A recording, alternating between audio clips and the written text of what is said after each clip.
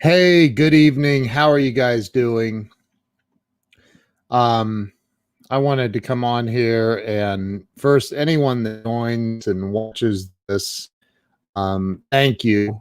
Really appreciate you jumping on here and watching this. What I'm doing is I'm honoring and celebrating the life of Catherine Reynolds. If anybody remembers, 11 days ago, 11 days ago on October the 1st, Glenn Morshower and I interviewed my dear friend Colleen. We interviewed her 98-year-old mother, and her mother has passed as of today. I believe it was today or maybe overnight, but her mother has passed. Catherine Reynolds has been she traveled to the other side. And so I want to, I can't believe it was just 11 days ago we did this interview. So to honor Colleen's mother, Catherine, I want to replay the interview that Glenn and I did. She was a wonderful, wonderful, unbelievable, and inspiring lady. She has amazing stories and just absolutely an amazing lady. And Colleen is a dear friend of mine, and there she is. Hey, Colleen, I'm so sorry for your loss, Colleen.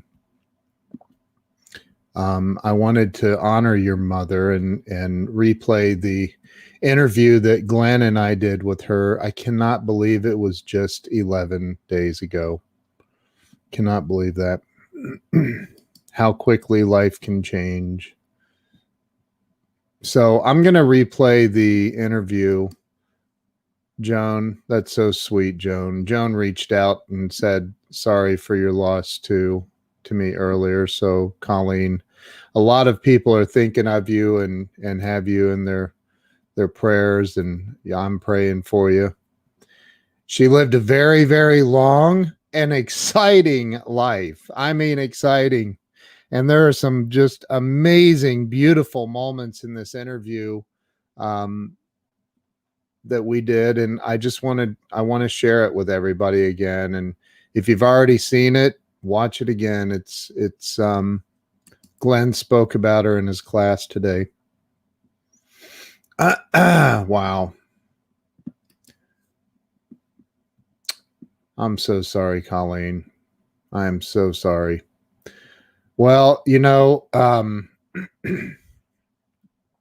it's hard, but you've lost loved ones. You know that eventually it gets, I guess, a little easier. I don't know. Your mom was amazing, and I think that we need to celebrate her life, celebrate the legacy that she leaves behind with you and your beautiful daughter, Ireland. Just I think that we need to celebrate her, and that's what I want to do tonight. I want to celebrate Colleen's mom, and she was certainly one of a kind. She was. What a great lady. Oh my gosh. Keep her candle lit. That's right. Keep her candle lit. I just want to say, Colleen, I love you. You've been a dear friend of mine now for years. Your mom, I never got to meet her in person, but I did have the absolute honor with Glenn to interview her, and now I want to replay this. So I'm not gonna interrupt this. I'm gonna let it play all the way through, and just know that you can stay and watch, or you can not. Or I would love it if you shared this out and just let the world see how beautiful this lady is, still is, always will be. Her energy and her spirit will live on forever. Yeah, B. She was just on. This is Colleen, her daughter. She was just on 11 days ago. We interviewed her on October the 1st. So without any more from me, I'm going to go ahead and play this. So you guys watch this. I love you all. I appreciate all of you sharing this out, and just send lots of love and prayers to Colleen and her family, and let's celebrate Catherine. Let's celebrate her and her amazing life and the energy and the legacy that she leaves with all of us. Her energy and spirit will live forever and stay with us forever. So I'm so honored to have been able to do this. I'm so honored. So check this out. Here we go.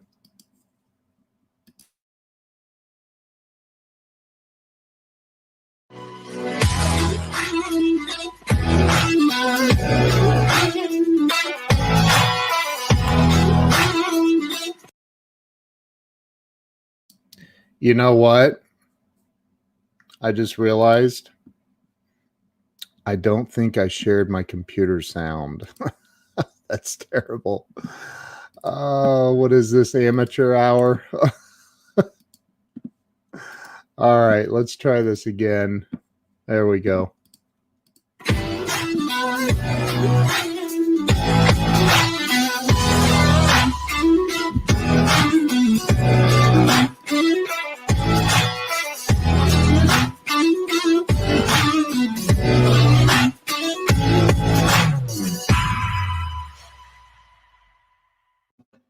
Glenn, we're live.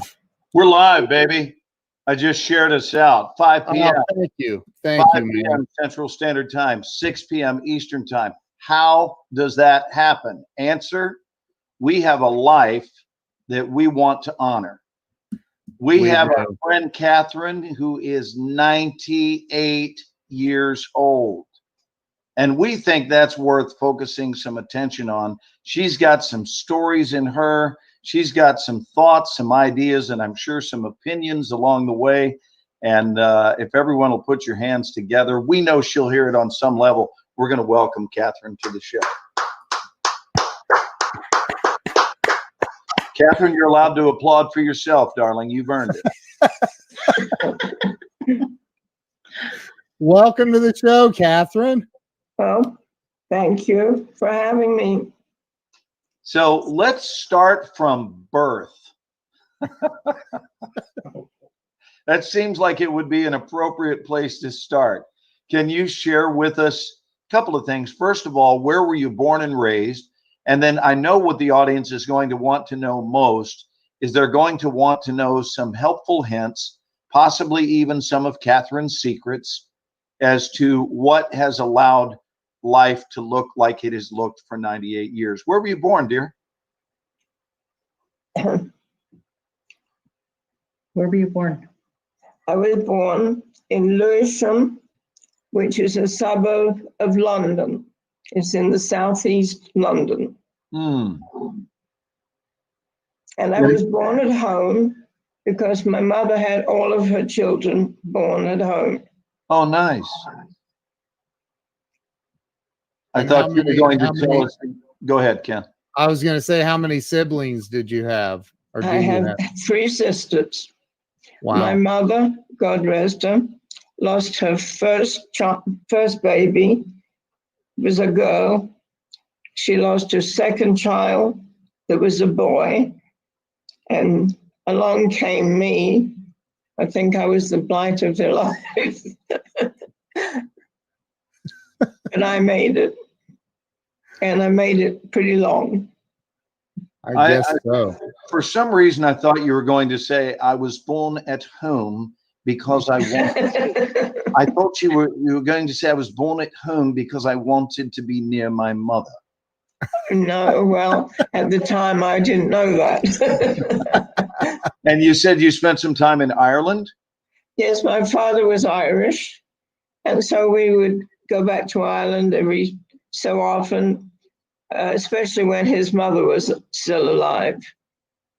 And he's still got family in Ireland. I've got 2 cousins that I'm quite close to in Ireland. and 2 or 3 that I haven't seen since I was a child. Wow. So you went to grade school. You went to grade school in the UK? I went to grade school in Lewisham, Mm-hmm. Catholic school, was very strict. Some days you were only allowed to breathe on Wednesdays. Did the nuns ever pop you in the butt with a yardstick? No, we only had we had civilian teachers. Oh, wow. Yeah. I Wow. later taught in a Catholic school where I was the only lay teacher. Everybody in there, everyone else was a nun. But the school that I went to, we did not have nuns. And did you do that right out of university, or when did you begin teaching at the school? No, I taught school. I started actually during the summer after school got out, before university started. Wow. So how much time did you spend in Ireland? Well, I can't really say because it was be like a week here and 10 days later. It was broken. There was never any real length of time because my parents were in business in London, so they had to be there for that. Okay. What kind of a business were they in? They were in the fruit and salad business, like things that you use to make salads and fruit. My mother's nickname was Tomato Kate because she used to do the buying, and they always said that she could pick the best tomatoes in the world. When you were a little girl, how much was a loaf of bread? You remember? Not really. I'd take a guess at it and say it was about 2p, 2 pennies. 2 pennies, right. Yeah. Wow. Wow. And see, during the war, everything was so rationed. And the cost wasn't that they kept the cost down as well as rationing how much you could get. Bread was not rationed very, very hard. Mm-hmm. Could buy a fresh loaf of bread every day, sometimes 2. But it was things like sugar. We got 2 ounces per adult and 1 ounce per child in a household. No eggs for anyone over 5 years old. Wow. 2 ounces of tea, and tea is the national beverage. Can you imagine what had happened in this country if they were rationed to 2 ounces of coffee a week? Oh my goodness gracious! And A week? What would life be minus tea and crumpets? 2 ounces of tea a week. Jeez. But my mom, God rest her soul, knew everybody that knew everybody, and so she got a lot of stuff for us off the black market. Wow. I've always believed that life is best with both tea and crumpets. You're probably right. You've got to have crumpets. I know. Unfortunately, crumpets have been gone. They didn't even have crumpets when the war came. They had pretty much faded in popularity, I suppose. They had English muffins, but crumpets, I don't know why crumpets disappeared. I think the generation coming up weren't very fond of them. The texture was very different, and a lot of people didn't like them. So, Catherine, let me ask you, when you were a teenager, dear, what were some of your dreams for your Well, own? when I was a teenager, war was declared when I was 17 years old. So my dreams were the bloody war end so we can get to a normal life and I can do what I want to do with my life. Which was what? Well, I thought about several things, but I wound up going to teaching. But and then also went and took courses in theater arts. So I taught theater arts and English mostly. Wow. So was that your dream though, as a teenager? As a teenager, Yeah. just to survive the war Was it? Yeah. and hope that we didn't get a bomb hit the house. Yeah. But we had something just as bad. One morning, my parents used to sleep in an underground air raid shelter.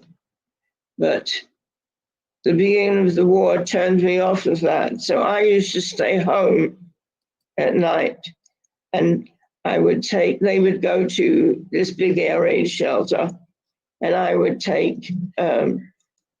make a pot of tea for them, take a flask of tea and some sandwiches if we had anything to make a sandwich with. And then I would take it over to them. And one morning, they came back from the air raid shelter at 6 o'clock. And although I was at home, I didn't sleep too well. Particularly the first year was too damn hard to sleep because of the bombing and the noise. But anyway, they came home one morning and they lived upstairs. Their bedroom was upstairs. And they just got into bed. And the windows across the front of their room, they had 5 windows. And it was a very large room. And the windows opened, and all these air raid wardens and a couple of policemen climbed in and said, "Mr. Mack, you've got to get out." My daddy, with his sense of humor, said, "What the hell do you mean get out? I've only just got in." And I laughed. I thought it was funny. But to make a long story short, there was a bomb under one of the houses on the street. And they had gone to every house and not found it. And our house and 2 more they hadn't got into. So we had nothing to say or do. They told us, "You need to leave." Well, everybody else on the street left, but we didn't have anywhere to go because my dad's family were in Ireland. You can't pack up and go to Ireland, in 5 minutes. Right. So anyway, my dad said, "Put the kettle on and let's make a cup of tea and let's think about it." My mother said, "You do what you like. I'm going back to the shelter." And she went back to the air raid shelter. And her last words were, "Bring me a cup of tea." So my dad put the kettle on and we sat and we're kind of talking and wondering what we should do or if we should do. And after a little while, one of the air raid wardens came in and he said, "You're supposed to be out of here." I said, my dad said, "Yes, I know, but we don't have anywhere to go." So they said, "Well, what are you going to do?" So my dad said, "We're going to stay here a while and play it by ear." And he had an Irish accent, by the way. It gets full of water.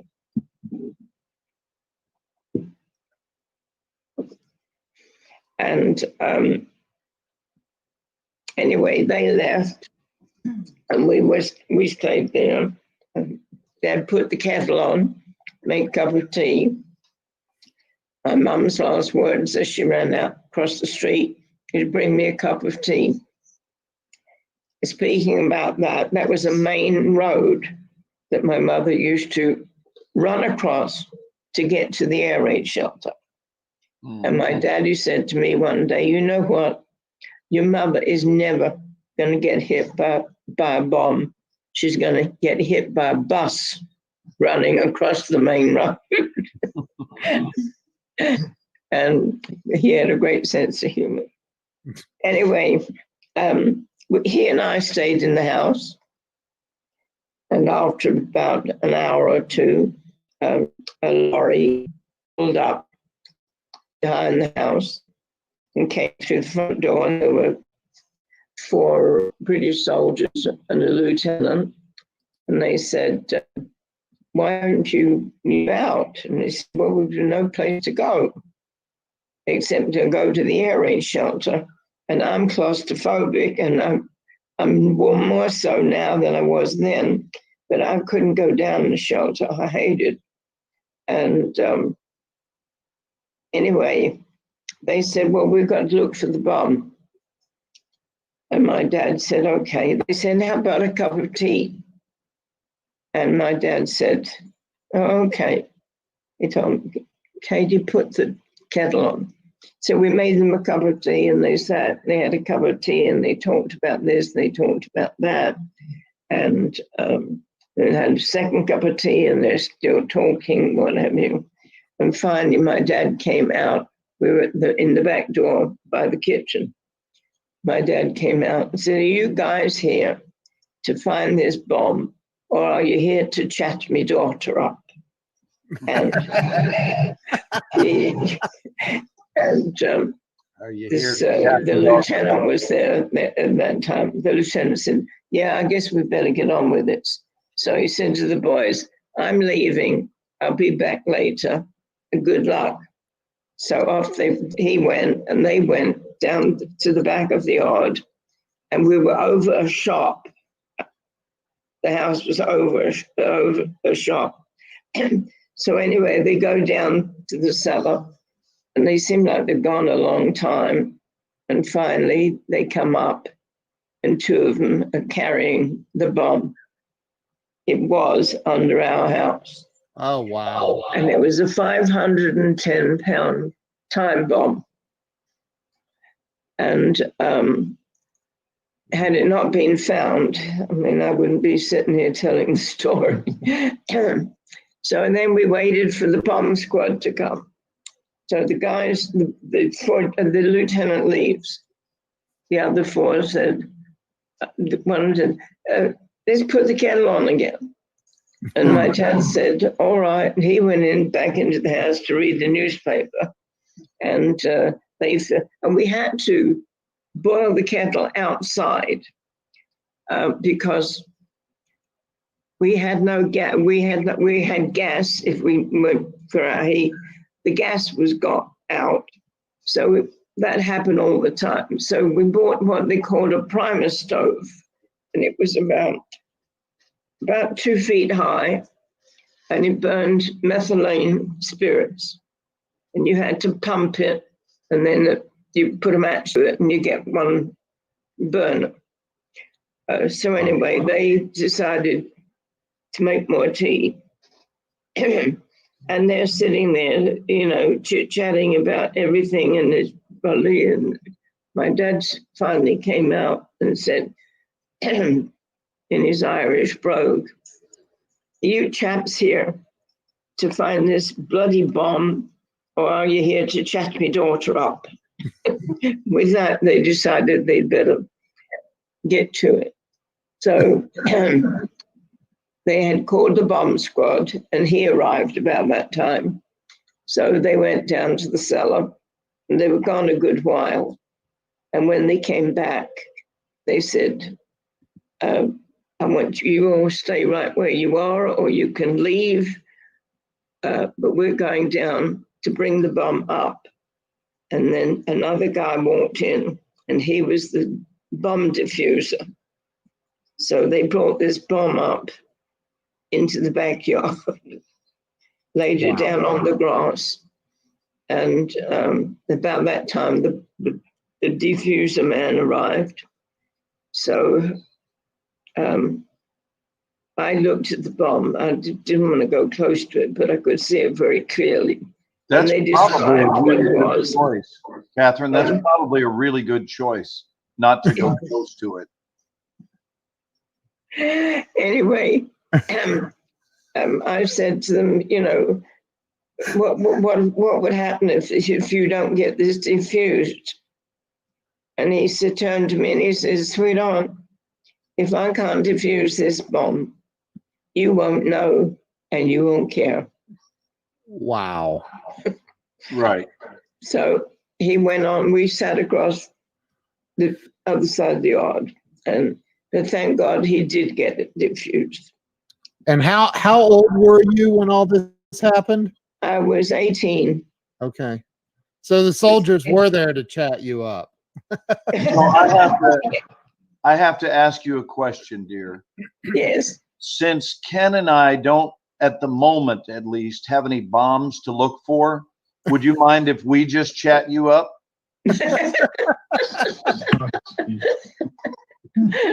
Well, I don't know. That's a great compliment to be as old as I am. Listen, be asked that. If you're 98 and you still got a couple of dudes that want to chat you up, you're doing okay. Thank you.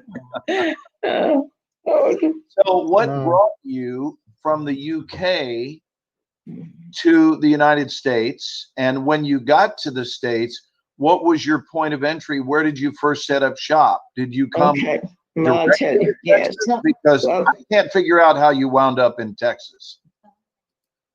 Okay.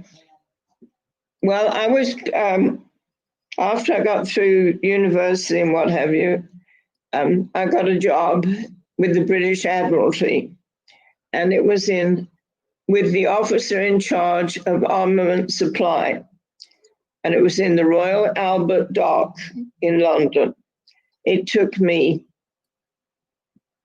an hour and a half to get from my house to my job, sometimes 2 hours. It was miserable, that part of it. My mission complemented an American mission, and they complemented us. In other words, they did the same thing that we did. They supplied guns, ammunition, weapons parts, and repairs. We did the same thing, and we did it on all the weapons that we used. The everything that the Ally used, we both handled. And I had a ship that came in and wanted something, and I know exactly what it was. Anyway, we had a nomenclature for all the weapons because we had weapons made by the United States, weapons made by Canada. But just like that, there were a lot of countries contributing. So I had to know the different marks of each of the types of ammunition or gun parts or the weapon itself. I had to know which were interchangeable. And one morning the phone rang, and oh no, that's not true. One morning, I was getting too much head. One morning about 11 o'clock, the lieutenant that worked with me, and my maiden name was Mac Gale, and his name was Gale. So the two of Gales, we handled that. Anyway, he came to my desk, he said, Katie, there's an American sailor out here looking for you. And I said, what do you mean, an American sailor? I said, are you having me on? He said, no. He said, he's parked right out the door. So I got up from my desk and I was very busy and I was annoyed that I was interrupted. So I walk out.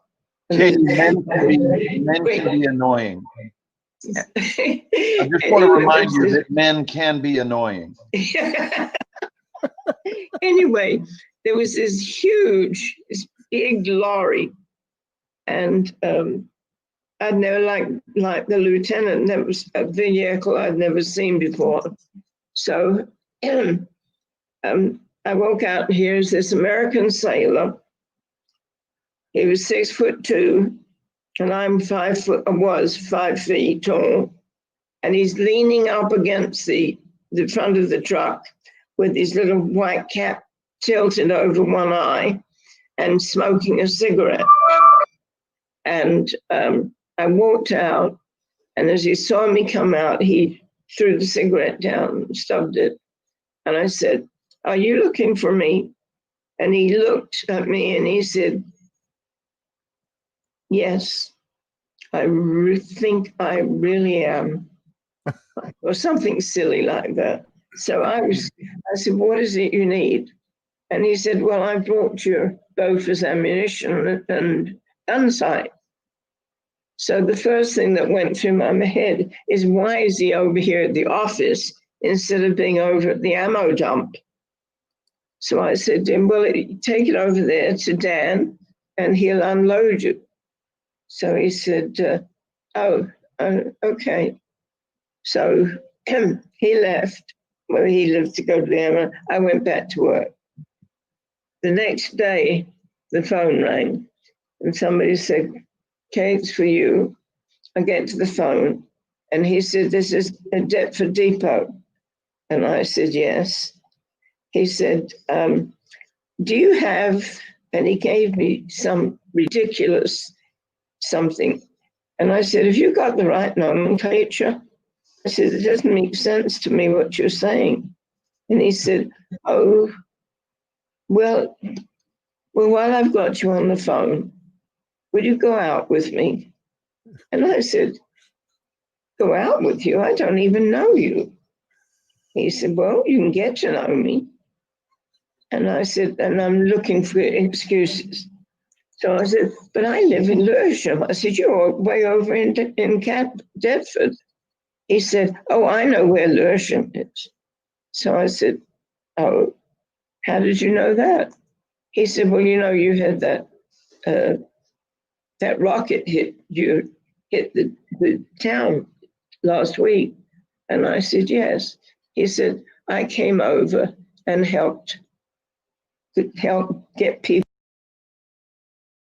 out and help people that couldn't get out of the shops." And I'm thinking, "My God, he may have helped my mom and dad." So I felt I owe him something. So I said, "All right, I'll go up." I said, "I'll meet you at the clock tower since you know where it is." So anyway, to make a long story short, I went to meet him. The girls in the next office said to me, "What are you going to do? How are you going to get out of it?"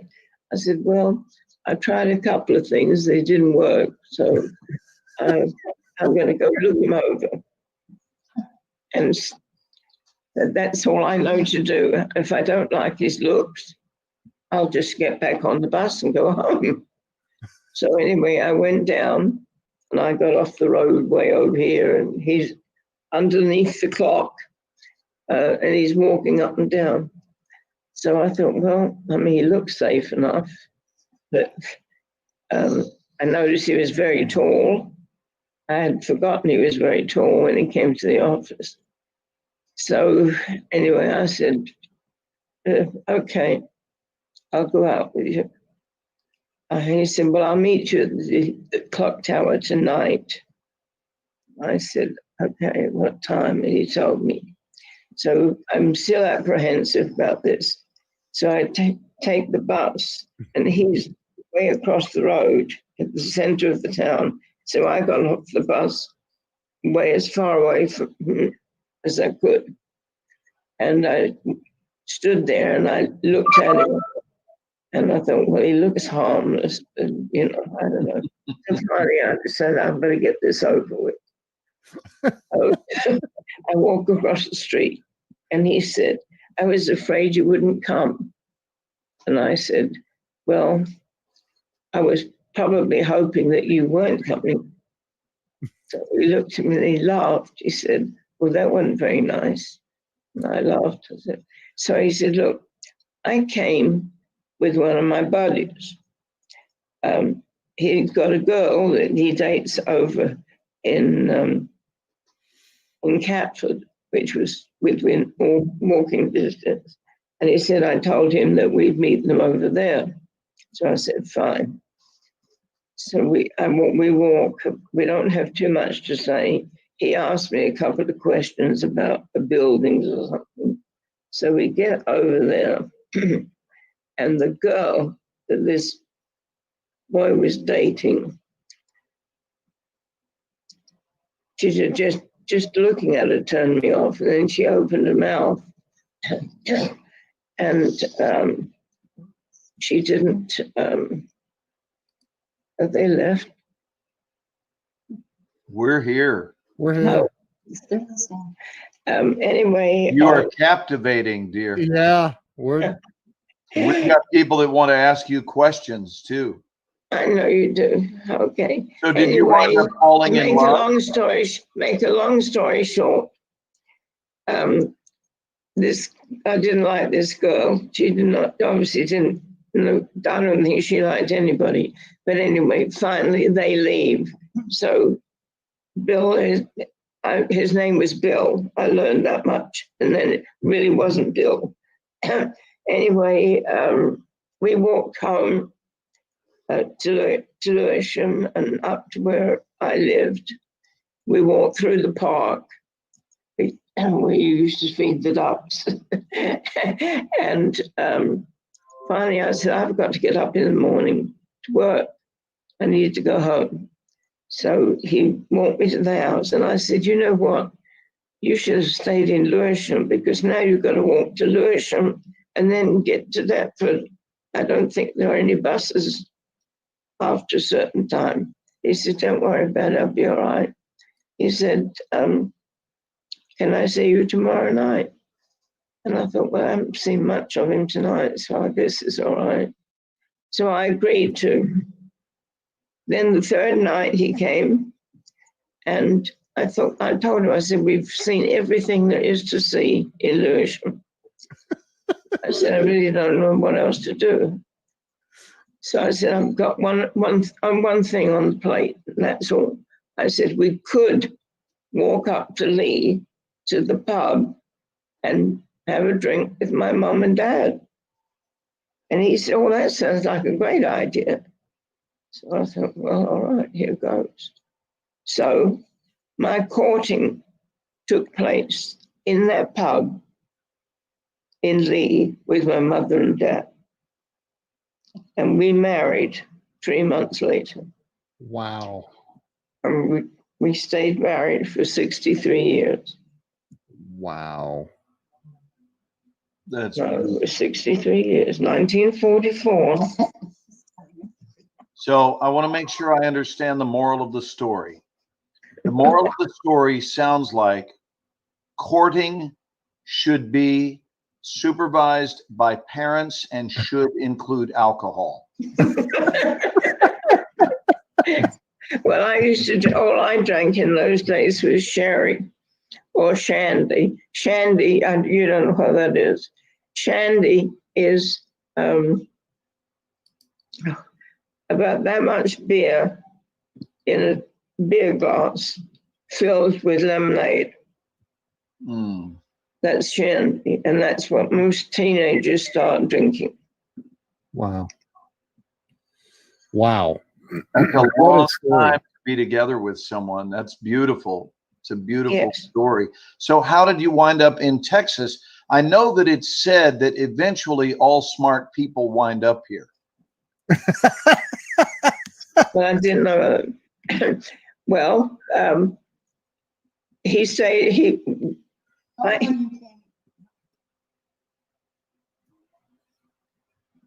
Oh, yes, I got pregnant I guess the night that he put his shoes under my feet, my bed, I got pregnant. Mhm. Anyway, they put me on a ship. What was annoying to me at the time, I thought that I would come to the United States with him. Instead of that, we got married December the 20th, and he walked in the house the 1st of April and said, you need to start getting ready to go home, to go to the States. I said, why? He said, because they've already got you booked. It was April. He said, we've got you booked for 2 weeks from now. And I thought, Lord, that wasn't what I wanted. But anyway, so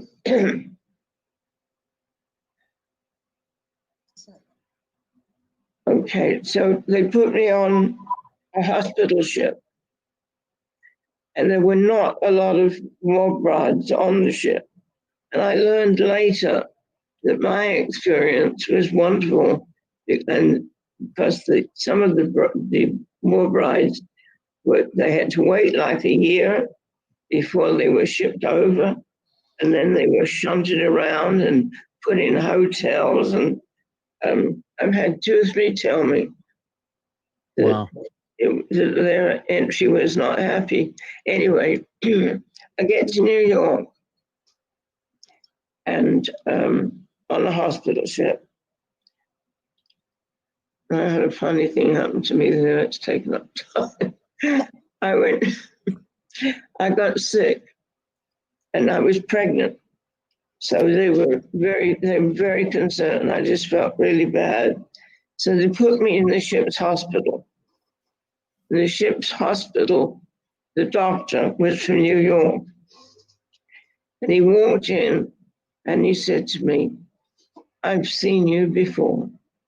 And I said, not really. And he laughed. He said, no. He said, you remind me of my wife when we first met. And I said, really? And he said, yes. He said, when I walked across the ward, he said, I was actually in shock. He said, because he just hit me how much you look like her. And I said, well, the result of that, I got everything taken care of. He spoiled me. He had the chefs make special meals for me and came up to the deck to tell me goodbye. And we pulled in. He wouldn't let me go back on the ship, back on the regular course. He kept me in the hospital. So it seems like we have a running theme here that wherever you go, men stop to chat you up. Now, I want to go back. Say that. Before we get, by the way, do you prefer people calling you Catherine, Kate, or Katie? What do you like? Well, most people I work with call me Kate. I don't mind. I mean, I think Catherine sounds very formal. What would you like tonight? Would you like formal or informal? Informal. Okay, then I will call you Kate as well, because after all, we've been working together now for about 38 minutes. So I want to make sure that you're informed properly by your daughter. You mentioned that if a man puts his shoes under your bed, I said, well, go ahead with what you're asking me. You somehow went from that to pregnancy. And I'm wondering if you were informed that this is a sex education program. Ken and I do a sex education program every Thursday evening, and we're really glad to have you as our guest. And you have shed some light on this that we've not heard from many of our guests previously. And hey, Brad Leland is he's hitting on her. We have a TV star named TV star who is chatting you up. Okay. Yeah. He's chatting. Well, I've been chatted up a few times in my life. So how did you wind up getting from New York, Kate, to Texas? Oh, from New York. No, I went from New York to Alabama. Oh. My husband was from Alabama. And they had a farm, they were farmers. And that's another culture shock. I arrived, I arrived about 1:30. Well, I didn't. Arrived in New York. The Red Cross met us, saw that we had food and that our baggage was all there, helped us to get through customs. And then myself and another girl got on the same train for New York, but she got off at the first stop. Anyway, I arrived in Alabama at a little town called Greenville, and it was just a little farm town. And it was about 1:30 in the morning, and the train pulls up, and there's no station. And I thought, where in the world is the station? So the porter, a black man, put my bag out for me. And I said to him, where's the railroad station? Oh, he said, we don't really have a station. He said, this is just a country town. The station, what is the station, is where that light is. Can you see that light down there? And I said, yes. Gosh. He said, go ahead and just walk towards it. He said, isn't somebody meeting you? I said, well, that's a good question because I don't know. And I don't think the man could understand me because my accent was very heavy in those days. And so I picked up my bag and the train pulls off and I'm standing and looking. There's railroad tracks everywhere and no station except this one little light. So I start walking towards the light and I see a male figure walking towards me. And I didn't know whether to turn and run the other way or just hit him with my handbag or what to do. So anyway, I kept walking. And then out of the night, he spoke and said, are you Mrs. Catherine Reynolds? And I said, yes. And it was my husband's sister's husband. In other words, my husband's brother-in-law. And he introduced himself and took my bag. And he said, I'm sorry I'm late. But it was about 1 o'clock in the morning. And we walked to the car and he talks to me. And we start off to Louverner. I thought it was going to be just down the street. And it was an hour's drive to their house. And I arrived there. And Bill's sister, who is a nurse,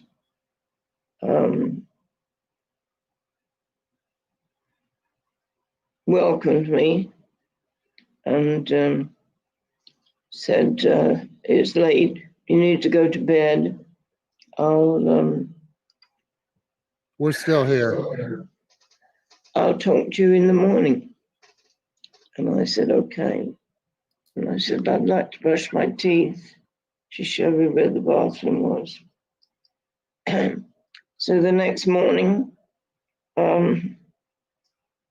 was very unpleasant. She told me to take my gown off so she could examine me. She was an RN nurse. She was an obstetric nurse. So the next words out of her mouth was, I was shocked. I said, why? And she said, but you don't look like you're pregnant.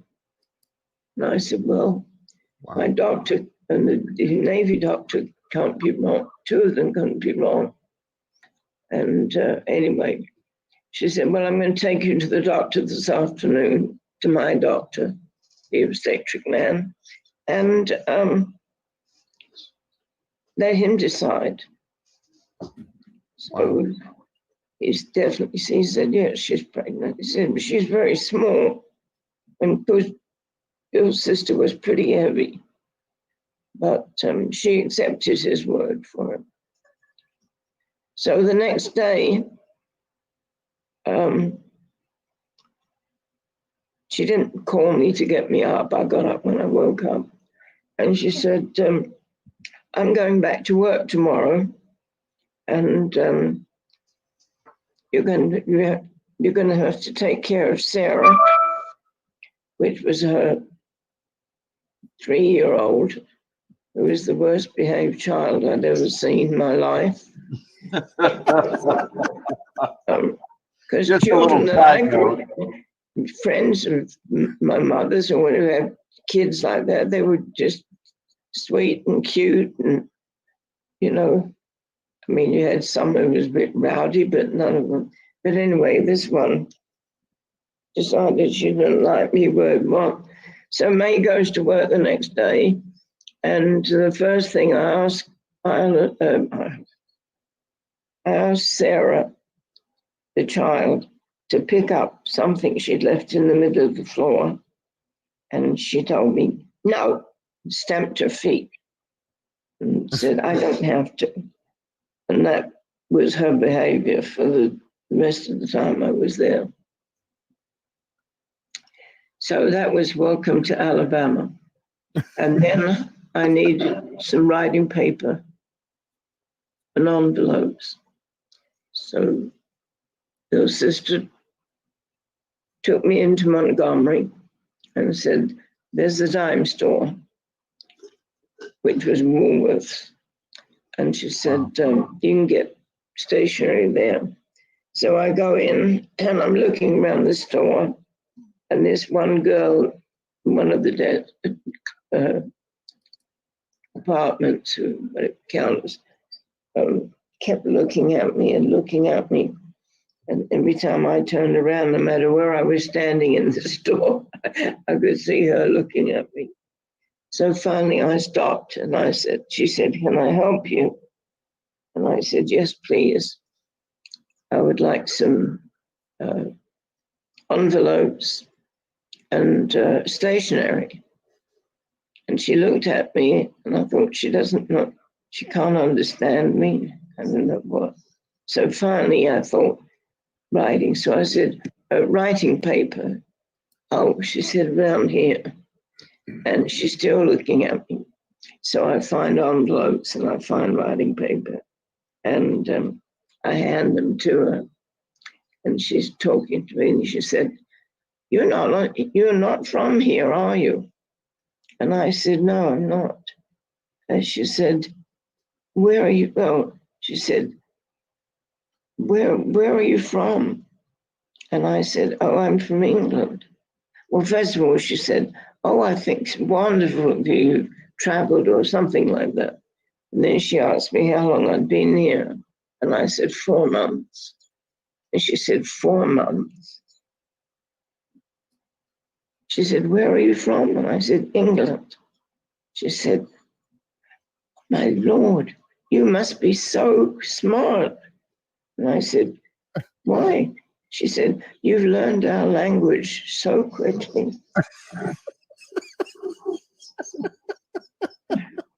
So welcome to the United States. Well, all you really needed to learn was how to stomp your feet and say no. They still use that in Alabama today. Oh, wow.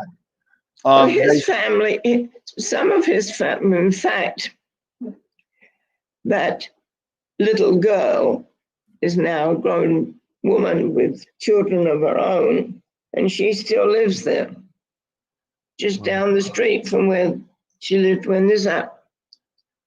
Do you know the best thing to ever come out of Alabama? You know what it was? Yes, I know you're true. Can you hear me? The best thing to come out of Alabama is Interstate 20 West. Yeah. Well, I think my husband came out pretty damn good. But That's great. the thing is, he went in the Navy, British Navy, American Navy, when he was 17. His father had to sign him in, and he was everywhere. I mean, he traveled, and he was at the Battle of Midway. He was at the Battle of, what's the big battle? Yeah, he was at Pearl Harbor when it was bombed.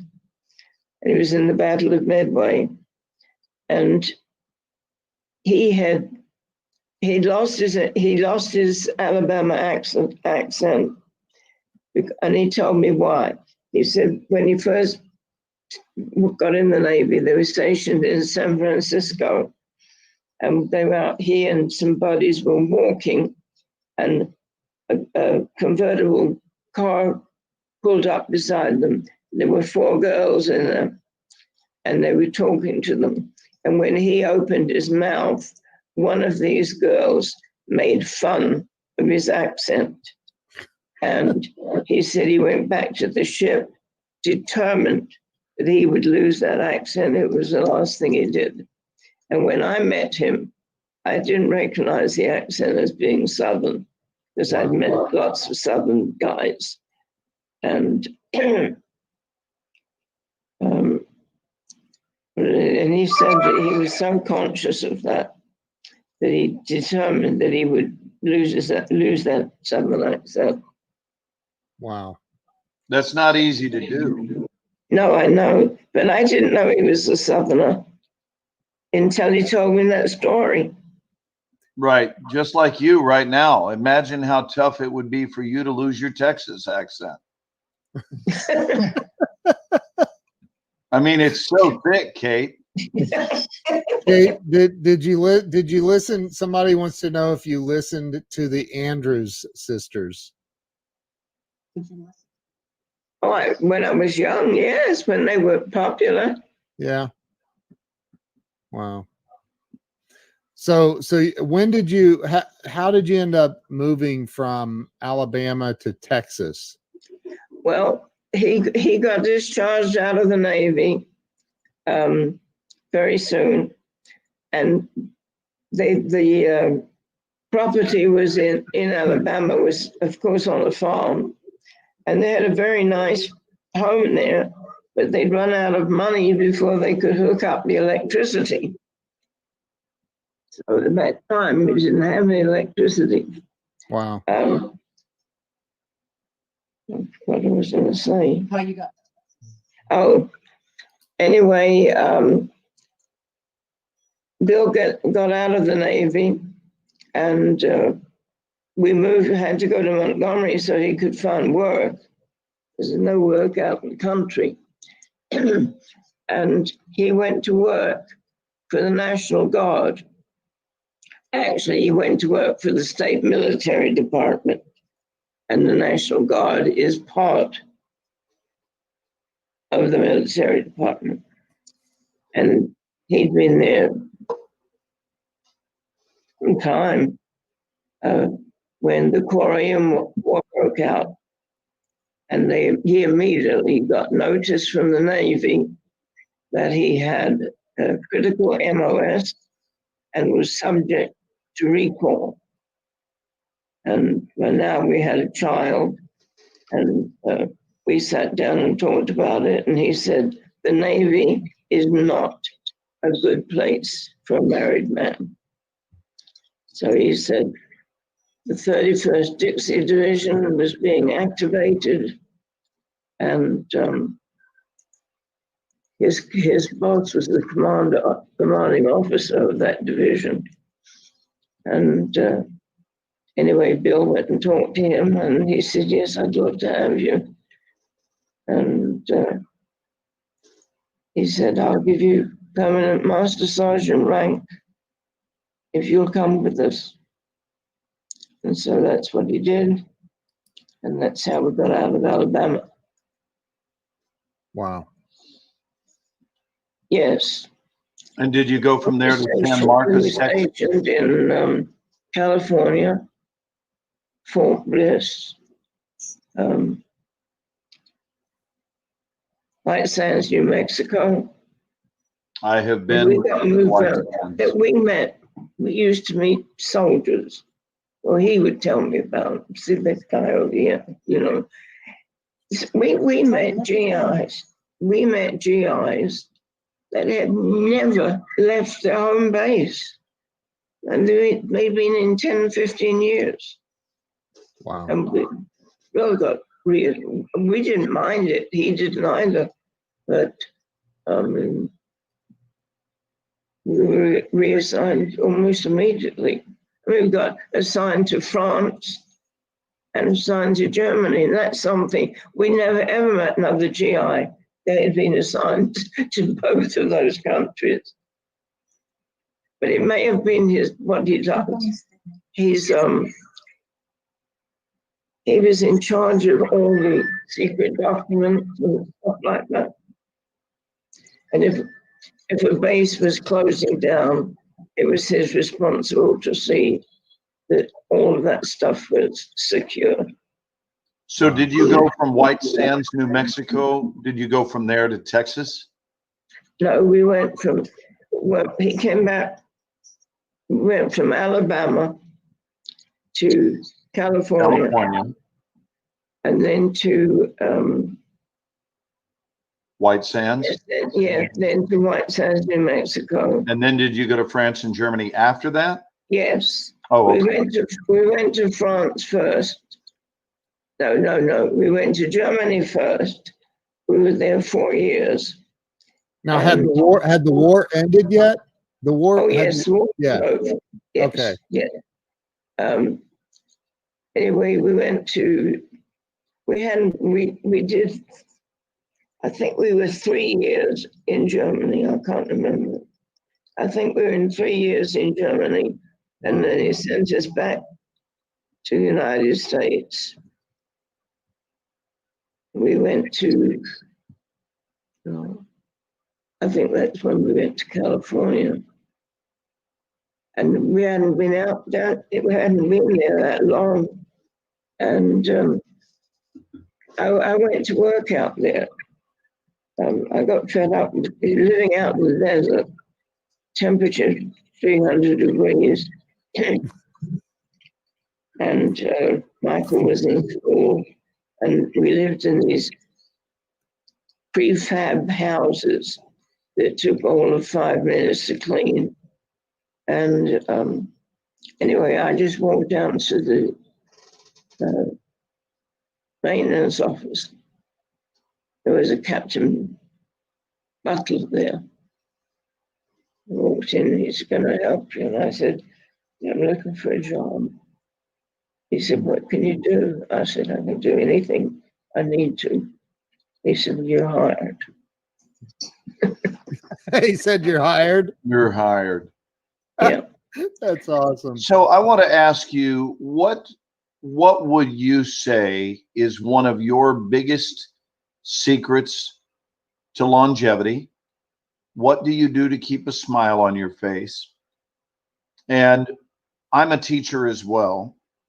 And I'm an acting teacher and a life coach, and merge the two as one teaching on a weekly basis. I have 4 classes a week.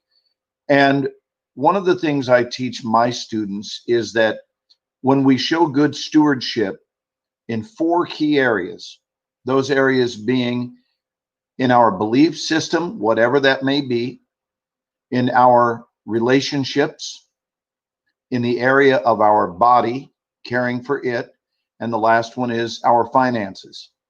If we care for and we treat respectfully the things we believe in, we care for our relationships, we care for our body, and we care for our finances, then we'll find a way to do pretty well in life. And I'm wondering what recommendations you have, because some of us kids who are here at 61 and 52, I'm 61, Ken is 52, he and I forget things far more than you have forgotten what you were going to say, far more.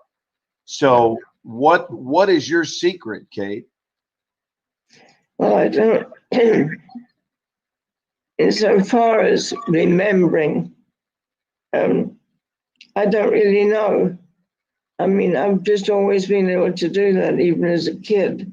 I remember being commended by my reading teacher. She told the other class, what kind of reading like Kathleen? And remembered the stories. But I just had a good memory. Mm-hmm. What do you do to keep a smile on your face? Pardon? What have you done throughout your life to keep a smile on your face? What brings you joy? Life itself, Beautiful. my family,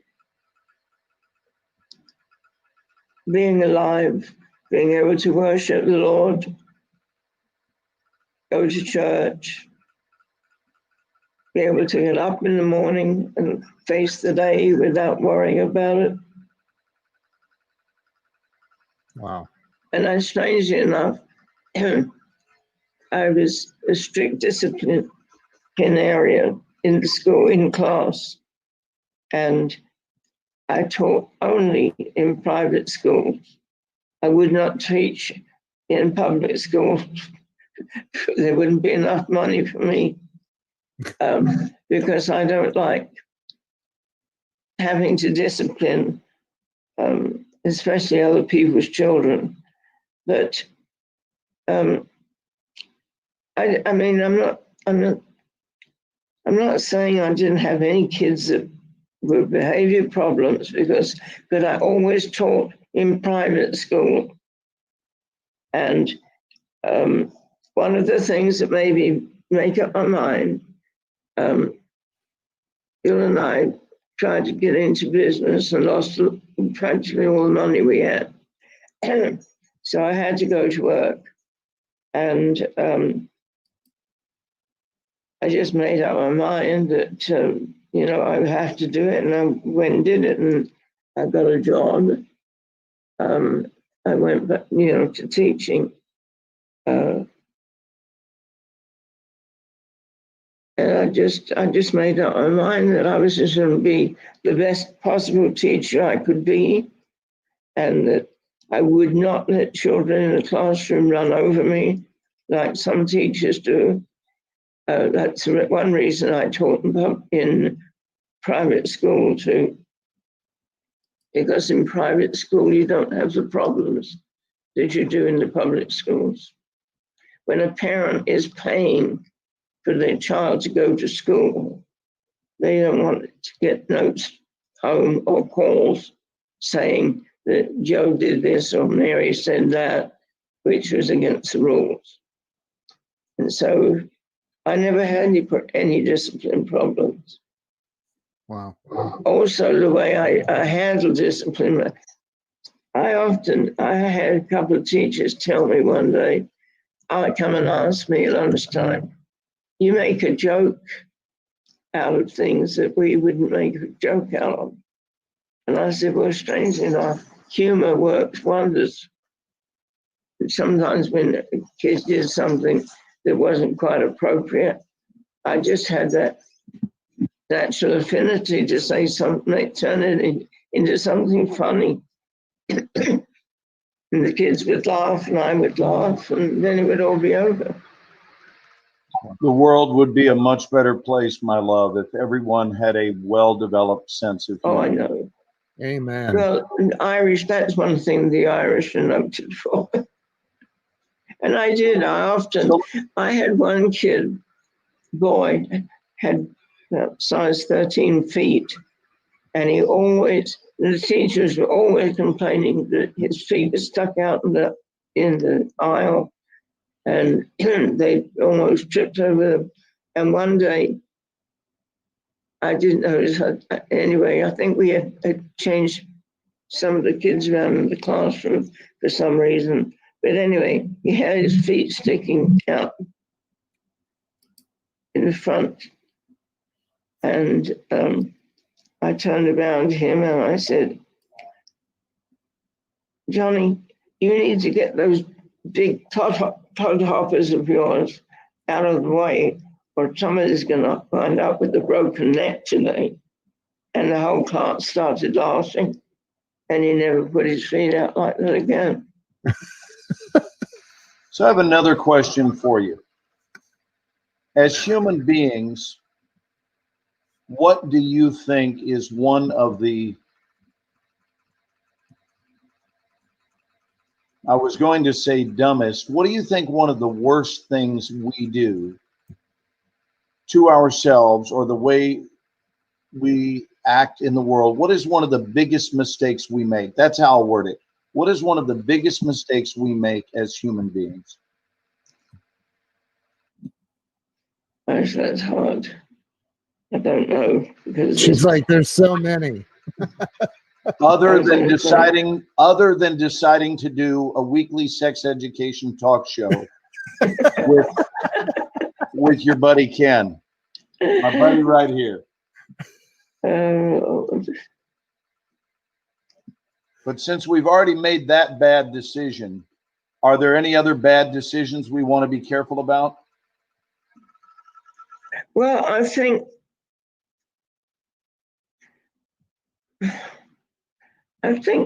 overloading. I think punishment for children in the classroom has to be administered differently than it would if you were home and it was your child, because their mother has the right to hit you and what have you. But I think one of the strangest things that I've discovered, if you can add humor when you do make the correction, or to make something right, humor seems to unlock the door. And if you get them laughing, and like I never hung over, I was one person, I didn't send people to the principal's office. I handled it myself in the classroom, and usually in front of the class. And I had a good sense of humor, and I used humor a lot. So it sounds like maybe ridicule them in a little way. It sounds like maybe not laughing would be one of the biggest mistakes we could make. I think so. I mean, I used to have my kids laugh a lot, because I'd say funny things, and I used to tell them things about English language was different. I remember one day the class was very stiff, and they were upset. They lost a game or something. I don't remember. Anyway, I know what it was. One of the kids used the word fag, and I started laughing, and I said, you know what that word means in England? And they said, no. I said, well, it means a cigarette. You say to your best friend, have you got a fag? Well, anybody got a spare fag? Well, they thought that was absolutely hilarious. And they went all the rest of the day around the school calling everybody a fag. And the teachers, my principal. And said, you wondered why they were calling each other a cigarette butt. That's exactly. Yeah, they were calling each other cigarettes. Yeah. It lasted that day, but it disappeared. But they didn't forget it, though. Catherine, we've got just a few more minutes before we have to wrap up. So do you have time to maybe answer a couple of questions from our audience? Yes. We have a lot of people watching you, and a lot more. Oh, really? A lot of people, and a lot more that will be watching over the next couple of weeks, because this interview will remain posted where people can access it for quite a while. Ken, do you have something that you want to ask, and we'll open it up to viewers? First, I want to know, how many kids do you have? I had 3 children. Okay. A boy,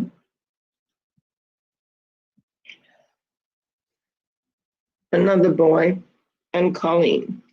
And we lost the second son when he was 32 years old. Oh, wow. Well, I know Colleen very well, and you've done a really, really fine job raising her. Thank you. You got a good kid there. So, And I'm sorry for the loss of your Yes. son, dude. Well, that's something really that you never get over. It's always there in the back of your mind and in the front of your heart. Wow. My mother also lost her son, which was my older brother. There were only 2 of us, and she lost him last year. So I connect with the pain that a mother feels, and I'm truly, truly sorry. We are sorry for your loss. Ken, you had something otherwise. I think people want to know the biggest secret to I mean, 98, that's a lot of years on this planet. Yes, I have a lot of memories. Yeah. What do you feel is the biggest secret? What's the secret to longevity? I don't really know, quite truthfully. I've never thought about it. I mean, my father was only 79. My mother was in her 80s. I can't remember. And the only sister that I have a niece that might remember, but I don't know. I thought my dad would have lived longer, but my father's his health got really bad. He had diabetes, and it got sort of untreatable. Had he been alive today, I think he would have lived on, because they have medication today and ways of really helping diabetes. If I don't ask you this, I'm going to regret it. So I'm going to ask you, have you ever had a Whataburger?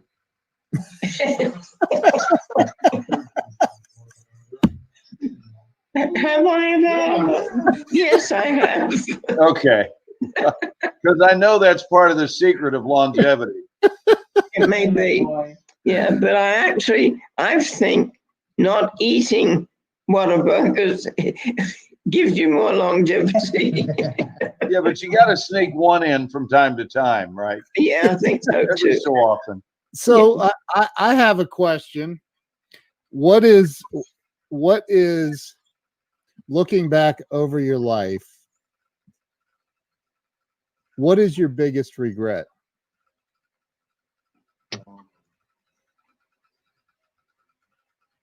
I don't know that I've got any real regrets. Nothing that. And that's maybe that I didn't get to travel more than we did, because we did a lot of traveling, but there's so many places that I didn't get to see that I always hoped I would. But I really think that's about the only thing. Wow. And you did a lot of traveling. Yes.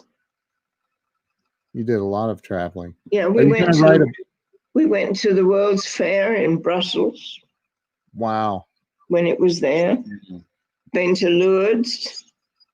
Been to the Vatican. Had an audience with Pope Pius XI. So those are things that not everybody gets to do. Yeah, no. Very, very, very few people, Kate. Right. And Nate Martin said, Ken's going to ask, are you going to write a book? Gosh, I'm trying to write a book, but I'm trying to write my biography, but I'm not doing too well with it. Well, it sounds like you're pretty good friends with the author. Yeah. Oh, Wow. Well, you are a dear for doing our show. We Yeah. appreciate it. Well, I'm really happy that I got to do it. And I thank you for asking me. You know, I even think you're welcome. And I think that you've sort of indirectly revealed what the secret is. And we sort of came in the back door with it, which is perhaps the secret, my dear, to longevity is the absence of regret. You know, you really had to think long and hard about regrets. And most people off the top of their head would have a parade of regrets. And you really had to think about them. And I think that's probably evidence of peace of mind. I'll bet Wow. you've got a lot of peace of mind in your life. And that's beautiful. And I just want to send you some love for that, because you're an inspiration to all of us. Well, thank you. Wow. That's And beautiful. maybe we've added a second. What's that? Thank you so much for having her on the show. It's going to be a legendary memory for me, you know? Yeah, well, she's been an incredible guest, Kate. We've really enjoyed having you. Yes. You should ask her the question about fear. What? Oh, yes, I will. Kate, what do you think? And fear is the number one answer, by the way. So Colleen just gave that away. So you have to come up with a different answer for this question. What is the number one thing that holds people back from true happiness and success in life, in your opinion? I think sometimes it's wanting too much. Instead of accepting and be grateful for what we have, we get all bent out of shape and, you know, create a vein in you that, you know, is never satisfied because you haven't fulfilled that one thing. And you have to, my feeling would be, if you have regrets, you need to sit down and look at the things that you did get and ask yourself, is there a reason I didn't get the regrets? Maybe that wasn't what was intended. The Lord didn't want me to have that.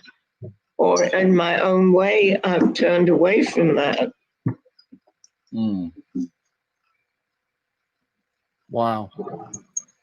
So I have one last question for me, and it's a serious question, and I want you to take a moment and just consider. But right now, from age 98, mile marker 98, if you were to look back and talk to a much younger Kate, I'm talking about you talking with you. If from this mile marker of your life, you could look backward in time and talk to a much younger you who was handling the most troubling period of her life, what would this version of you say to her about what you know to be true?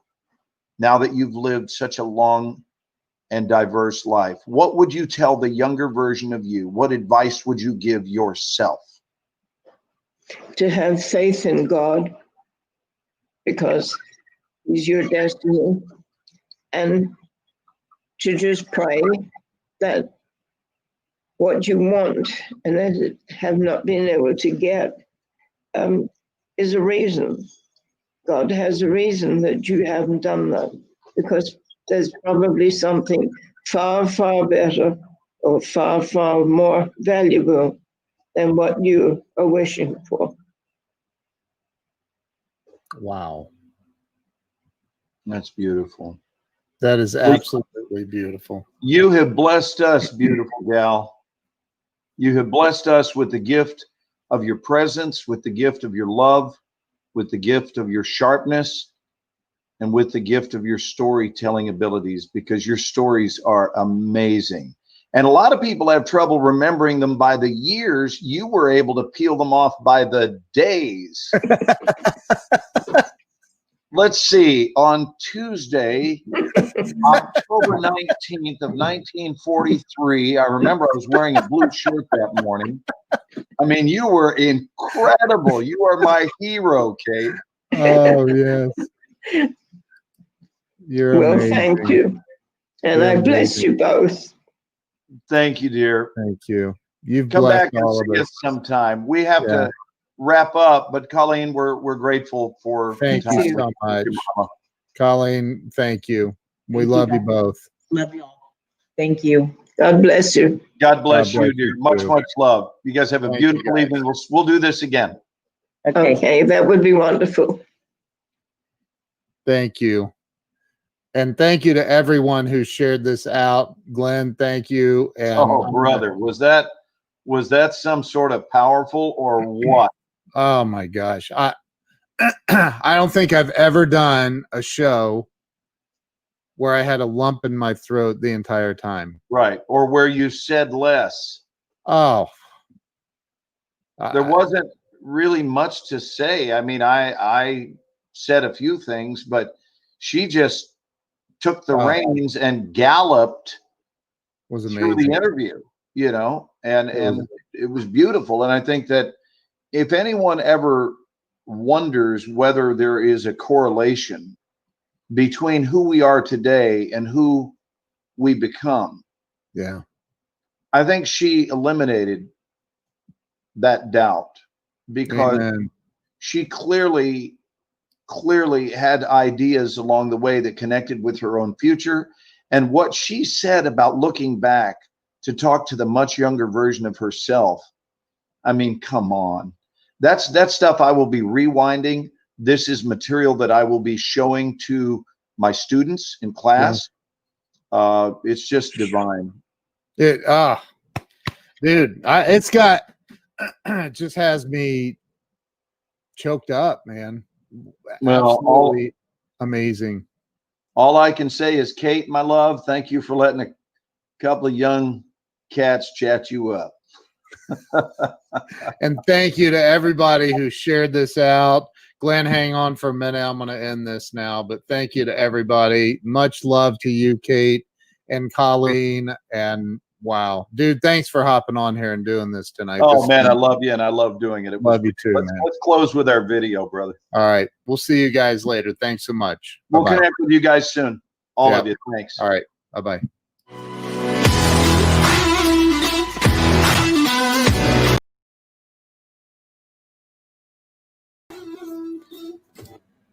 So that was the interview that Glenn and I did with Catherine 11 days ago. And man, she passed away today. And Colleen, I love you, and I'm keeping you and your family in my prayers and my thoughts. And your mother was a special lady. She was special. And Glenn and I were blessed with an opportunity to chat your mother up. She was a wonderful, wonderful woman. So thank you for asking me, giving me the honor of interviewing her. Colleen reached out to me and told me prior to Glenn and I interviewing Catherine that she had just been put on hospice the day before. So 12 days ago, she was put on hospice. And my heart is breaking for Colleen and her family, because that was a powerful woman. She was an amazing lady, and her legacy will live forever. I'm honored. I am honored that of all the people across the globe that Colleen knows, she reached out and asked me to interview her mom and have Glenn and I interview her. So that was a gift and a blessing. So thank you for that. And thank you guys for watching. I appreciate all of you. And hey, go out and Man, live your life. Live your life. It was 11 days ago that we interviewed that lady, and Catherine passed away today. So go enjoy your life. Live your life. Do it upright. We will talk to you guys later. Have a blessed evening.